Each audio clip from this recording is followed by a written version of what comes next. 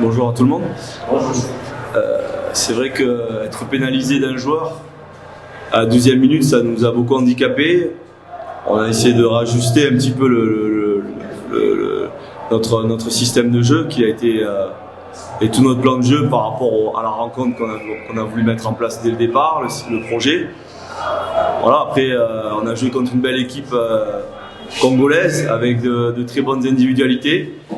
Malheureusement, vous savez, quand vous démarrez à 10 au bout de 15 minutes, contre une armada comme ça, c'est un peu compliqué. Vous courez après l'adversaire et malheureusement, on finit par s'incliner.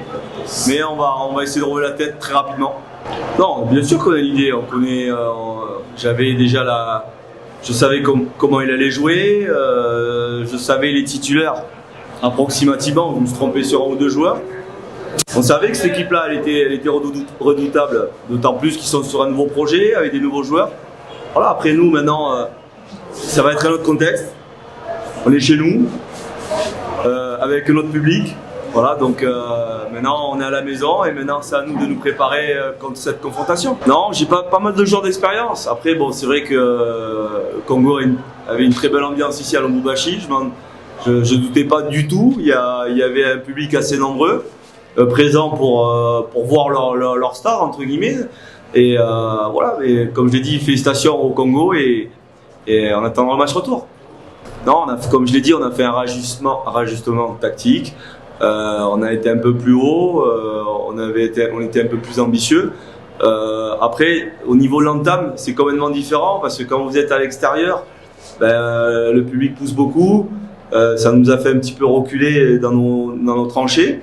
Voilà, après, comme je l'ai dit, on a bien réagi en deuxième mi-temps. Moi, je retiens la deuxième mi-temps qui a été cohérente par rapport au travail qu'on a pu mettre en place.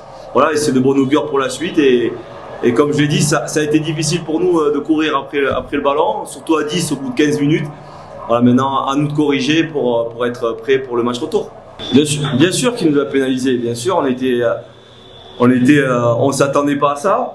C'est un scénario qui nous a vite mis dans nos tranchées. Maintenant, comme je l'ai dit, le match il est passé. Il faut switcher et se préparer pour le match retour. Non, on est serein. Après, comme je l'ai dit, c'est difficile de jouer à 10 à l'extérieur. Un public qui est arrivé nombreux. Des joueurs un peu revanchards. Voilà, c'était un peu difficile pour nous et on s'est handicapé très rapidement. Voilà, je pense que si on était 11, ce n'était pas le même match pour nous. On aurait eu plus de situations, on aurait pu se créer des situations de transition, de contre. Voilà, comme je l'ai dit, ça fait partie du game. Maintenant, on va se préparer pour bien se proposer, pour bien récupérer. Et chez nous, sur le stade Chira, à Nouakchott. Dernière question. Oui.